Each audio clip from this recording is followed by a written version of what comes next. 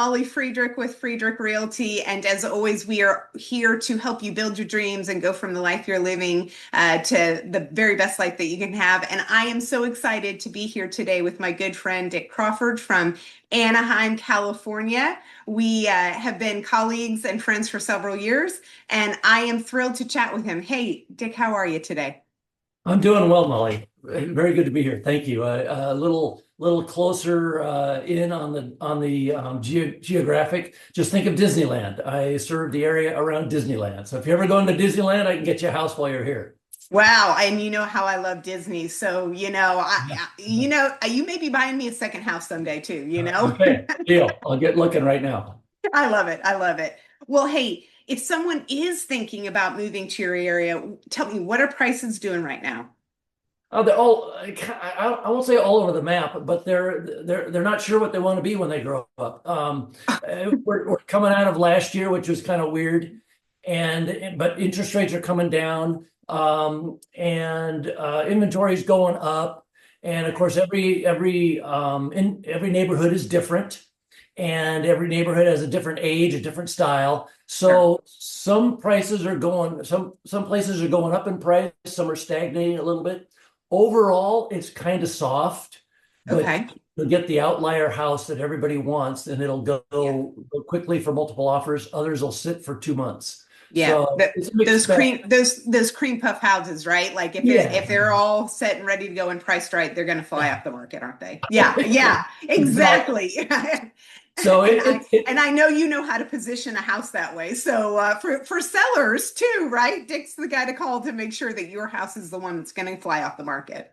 no, exactly. It just takes preparation and a little bit of strategy. Yeah. But it's a mixed bag right now, but it's still only February, Yeah. and we'll grow into it, and we'll see what becomes of it, especially as interest rates continue to tick downward. Yeah. So does that mean it's more of a buyer's market right now than a seller's, or do you feel it's kind of balanced? It's I would say it's closer to balanced. It's probably still a little bit on the seller, but Okay. it's pretty balanced. And we haven't been here in a long time. Yeah. So it feel like it's a buyer's market, but Sure. it's just so much less of a seller's market that it feels like a buyer's market. It's really kind of balanced. But Got again, it. it's a mixed bag, and every house is different. So in Yeah. some cases, it's a seller's market for that particular house. Right. And that's when your expertise comes in, right? So that you're looking at a particular neighborhood or a particular house and how that goes together. Love it. Yeah, I it's love it. so hard to compare them. You just got to be real careful. Yeah, yeah. So tell me, what do people underestimate about living there? Lots of things. The big one I think is the climate. I think people Ooh. really underestimate it. Because right now it's about 50 degrees outside, which is kind of chilly for us. I got a jacket on, you know. Right. But the climate is just phenomenal. And it's phenomenal pretty much all year long. And I say that in comparison to so many different areas. Sure. We don't have monsoons, we don't have squadrons of bugs flying around, and we just don't have a lot of the climate things that other people have. We don't have alligators in the backyard and Oh, too bad. hailstones, hailstones the size of softballs and things Right. like that. We Yeah. also have an incredible cultural mix, and a lot of places around the country have that now. Sure. We like to think of California as almost the poster child. Maybe New York is another one. Right. We have such a wonderful cultural mix. And I don't know what's another one. I wrote a couple of notes. It just we've got so many different things to do. Literally, there's people who surf in the morning and ski in the afternoon up in the Oh, mountains. It well, so that's the best of both worlds, Yeah, right? well, and that goes to climate as well as geography and the array of stuff. So there's really, I mean, world class everything. So there's just a lot going on, and you can really take your pick. There's something for everybody. I love So it. I love it. I think Now, that's what they underestimate. They do overestimate one that, thing. I was gonna say, tell me, what is Okay. it? The whole earthquake narrative. Yeah. That's just not for now for us. Now, other people say, hey, I don't mind an occasional tornado. We can go down in the basement and then it's gone. Okay. Sure. We kind of shudder at the thought of a tornado or a hurricane or something like that. Right. But we don't put too much weight on the earthquake thing because it's just 10 seconds, maybe once or twice a year. And Now, but so we let just me ride ask. it out. Yeah, you're used to it, but let me ask this, being from not an earthquake zone, are there different things that you might look at in housing when you're working with, in that area and maybe needing to advise a buyer that's coming from out of area, what they might need to be aware of in inspections and that type of thing? Well, and again, it's not quite so unique because they do have earthquakes in Missouri and other parts Sure. of the Yeah. country. We're Yeah. just a little more prone to them because we have that Yeah. Pacific plate banging up against us. Um, yeah, don't buy a house with stilts. We just don't. You don't do I, that. I Yeah. mean, the engineers say it's fine, but I just don't like that idea. Yeah. Uh, Interesting. Yeah. Good there aren't point. too many of those around here. They're down at the beach, Sure. in many cases on the cliffs above the beach. So we don't buy houses on stilts. The Yeah. only other thing is you've got like a natural hazard report that Okay. you get, and that will address what we call liquefaction zones. And liquefaction is if there is a very good sized earthquake, the bedrock underneath might actually be a little sandier, so that the soil gets a little bit it moves a lot more if it's not Okay. bedrock. So we look at natural hazard reports and just keep that in mind. Uh, But That Dick, I've been in real estate 25 years and I've never heard of the liquefaction report. Was that what you said? Or it, factor? it's a condition and it's in the Condition. report. Okay. We have a All right. natural Got it. hazard report, talks about flooding and Okay. wildfires, all the, There you go. lions See, I'm and learning tigers. every day. I'm learning. That's why we have colleagues all over the country. We That's learn lots of right. things. That's Yeah, right. I love it. I love it.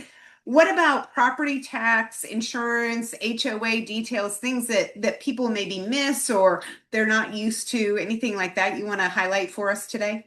Yes, yes. If you actually Google, who's got the highest property taxes, there's a couple of interactive maps out there. In California, they often say California has the highest property taxes. Well, Mm. it's not on a percentage basis or on the way it's calculated. It's just that our home values are so much Sure. higher that Yeah. we pay a little bit. We pay more property taxes, but we actually have a 1% base, and Okay. then there's things like local bonds and things like that that get tacked on. So it's about 1.2% in most areas. That's Wow. darn low, but we Yeah. just have high values. But if you go to a map, you'll see we're like something like number 15 in the country, and places like Texas Yeah. are really high. Yeah. And it's We are. because of the calculation and how it's done. Our taxes don't go up just because our neighbor sells their house. Our Ah, taxes are based on what we paid for the house 30 years ago, plus a 2% increase per year. So if you interesting. apply the rule of 72, those property taxes don't double until for 30 years. Yeah. So Wow. it's pretty good. Now, there's a lot of things going on. They're trying to change that, and there's a lot of bonds and things like that that raise it, Sure. but we get pretty decent property taxes. Insurance is very similar to everybody around the country. It's just gone hog wild because of the cost of repairs and things like that. We do have wildfires because we got a lot of hill country here, and we've got a lot of houses, a lot of density. So Sure. insurance is pretty crazy, and the state of California is crazy in itself with regulations and such. So they've made it a little bit difficult for the insurance companies, and a lot of the insurance companies have said, "See, we're not doing business with you because you're making it impossible to make money." So that's an issue that's trying to be worked out, and we'll get there. Yeah. It takes some time, doesn't it? HOAs. I gotta go on record. HOAs. I won't say they're an evil, but they are a necessary challenge, right? When you Yeah. when you buy a house without an HOA, you got to save money pay money to do your landscaping every month. You got to pay taxes to pave your street. HOAs are saving money to get stuff. There's also some. So you got to be careful. So HOAs are kind of necessary under the conditions that we have with our communities. However, they're not a bad thing. We just got to be careful about what they provide and make sure we're not getting something that's unnecessary and sends those fees even higher. Sure. What do you see to is there a typical HOA fee that you see, or is there a wide range? Well, there can be a wide range, but we're seeing them more in the $300 to $400 range now. Okay. There are less and there are more. And is that monthly or That's yeah. that's Okay. monthly. Okay. Yeah. So so it's not small, but again, it's probably 70% of it is a forced savings plan. Sure. And so that's a good thing. Yeah, absolutely. Absolutely. What do you see as the biggest mistake that out of area buyers make when they come in?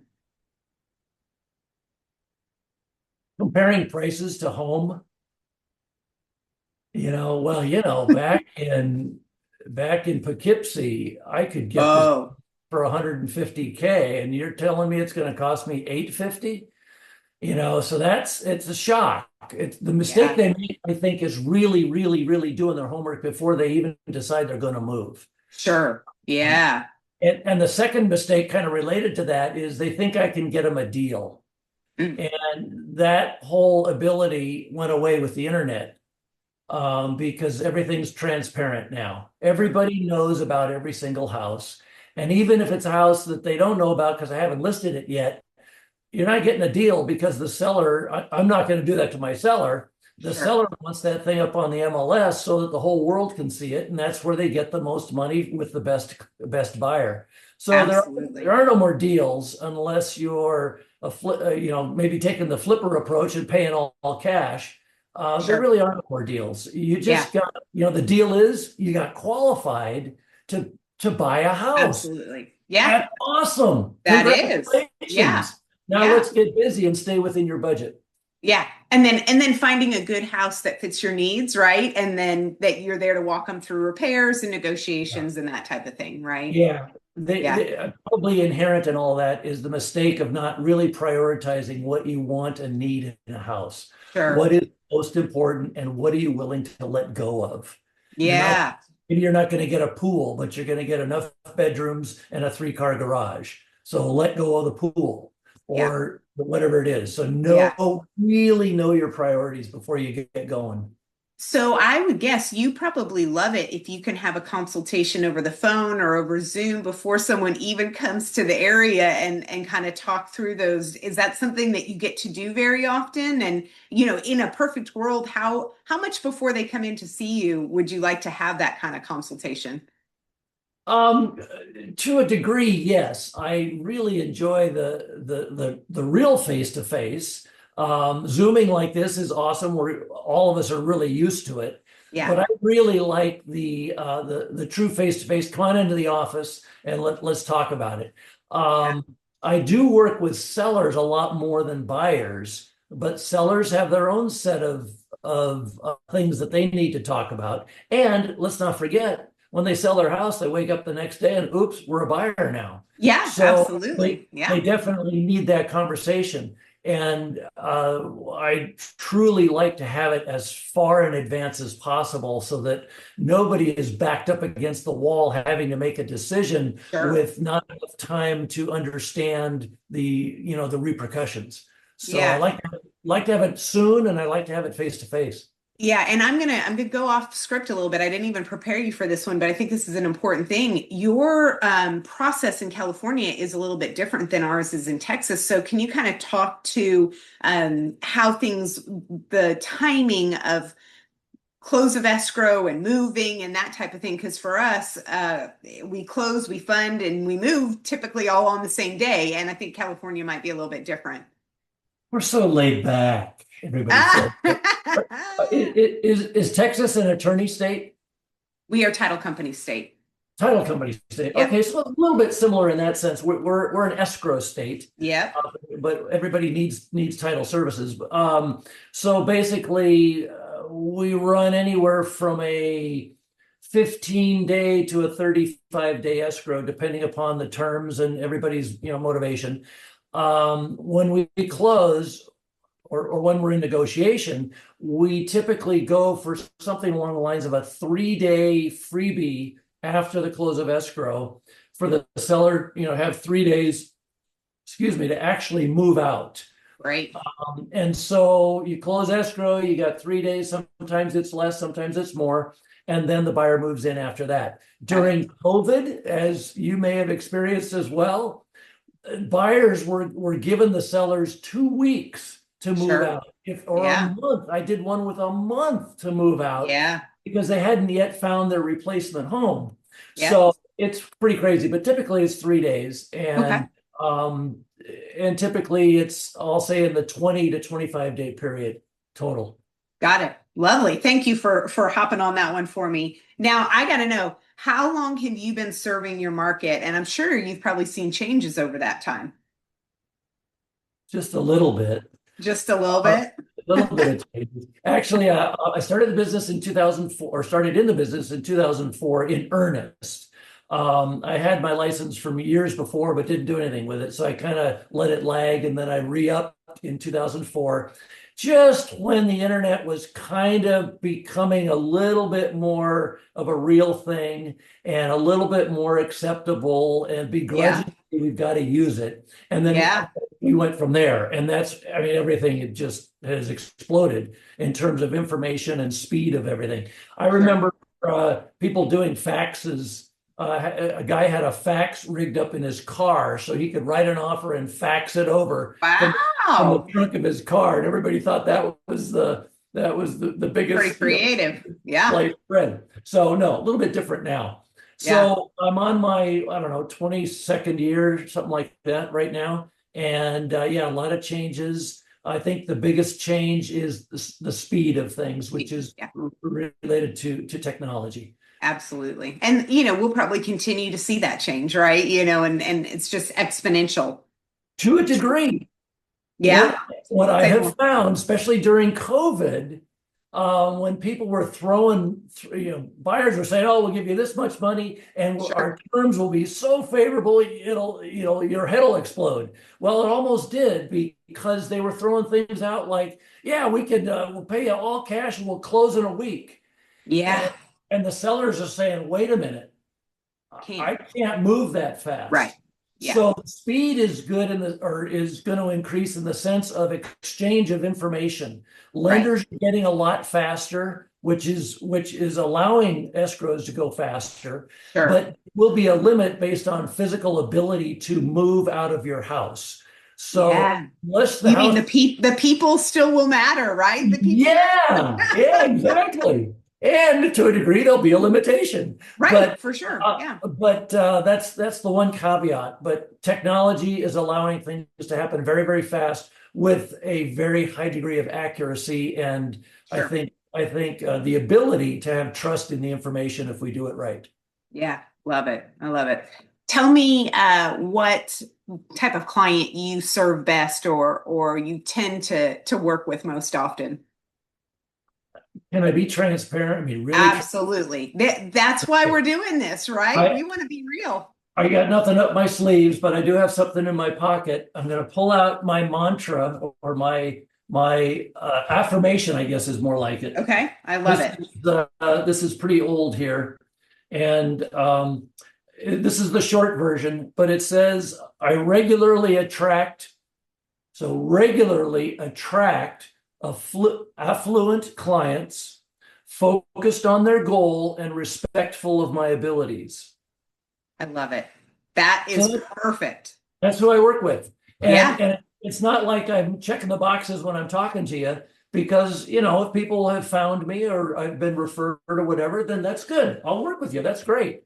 But under the surface, that's who I'm trying That to you're attract. attracting, right? Yeah, Yeah, you're exactly. manifesting those type of clients. Yeah. I love it. I And love it. and every once in a while it's not a, it's a mismatch and we figure it out pretty quickly, but it's, Sure. that's who I try to work with. I do try to work with sellers, that I'm attracting sellers more than buyers these days. But Yeah. it's basically, yeah, people who want to get the job done, Yeah. and they know they've got some things to do, and they know that I need to do some things, and they know that we've got to work as a team in order to get it Team. Yeah. Yeah, absolutely. done. You Yeah. are, that's true. This is, the transaction can't close if we're not all working together and on the same Yeah, team. Yeah. Love it. exactly. I love So it. Tell me a little bit about your approach and your business and what makes you. Um, I, without disparaging the rest of the industry, I listen, Great and idea. yeah, and I ask clarifying questions, and I morph a little bit, which I think the industry does pretty well. I morph a little bit to suit the client's Sure. needs. Where you and I come from in our coaching heritage, if you will. We know that everybody's a little bit different. We're all snowflakes. And so we have to honor that. And I try very, very hard to honor that. I try to not to be a, to be a, chameleon, to be whatever you want me to be, but to at least to honor it and make sure that I go at an appropriate speed, I go with an appropriate style that will not be off-putting to you, but it'll still honor my own style. So Sure. it's a bit of That an art, as you know. that sounds like the platinum rule to me. Not treating people the way you want to be treated, but treating people the way they want to be treated. And I think Yeah. that's what makes you pretty special. And it's an honor to get to work with you in the ways that we get to work together, and then to watch you serve clients well. And we always have to be careful not to dishonor ourselves Sure. while Yeah. doing that, right? Yeah. But if you Absolutely. find that middle ground, that it's marvelous. It's Yeah. actually fun. Yeah. It's actually a fun business if we find that right match. Absolutely. Absolutely. Well, as we wrap up, is there anything else you want to share? Anything, even just the hobbies, things that make your life fun, even outside of real estate? I mean, real estate's fun, but there's other parts of life too. Do you see behind me, see that tree? I see a tree. See that? Yeah. And my hobby is photography, and I just love going out into the world and taking pictures of whether it's urban graffiti or trees out in the middle of the desert. And then I'll eventually, or every once in a while I will enlarge one for the wall, That's and fun. it That's makes it a fun. lot of fun. And you look at something like that and you remember, oh yeah, it was there. That was a pretty cool trip. I might I used have to check out your portfolio sometime. I'm pretty I, impressed. I have fun with it, and a really fun thing that everybody can do with any picture they've got. You can experiment with it. That tree picture right there, Yeah.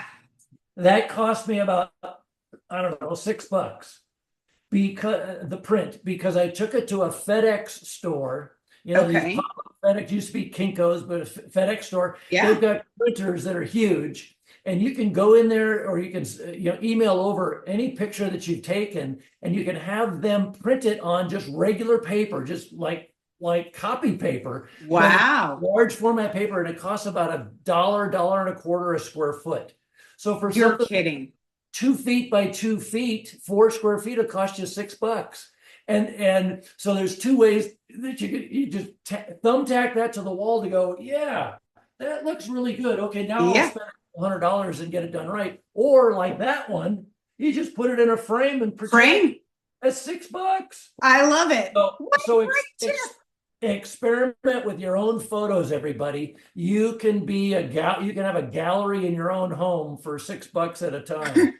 Love it. I love it.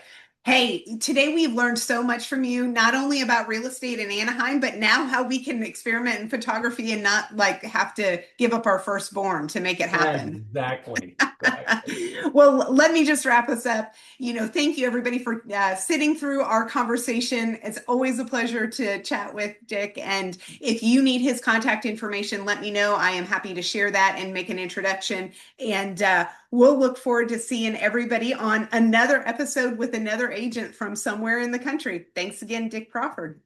Bye-bye. Thanks, Molly.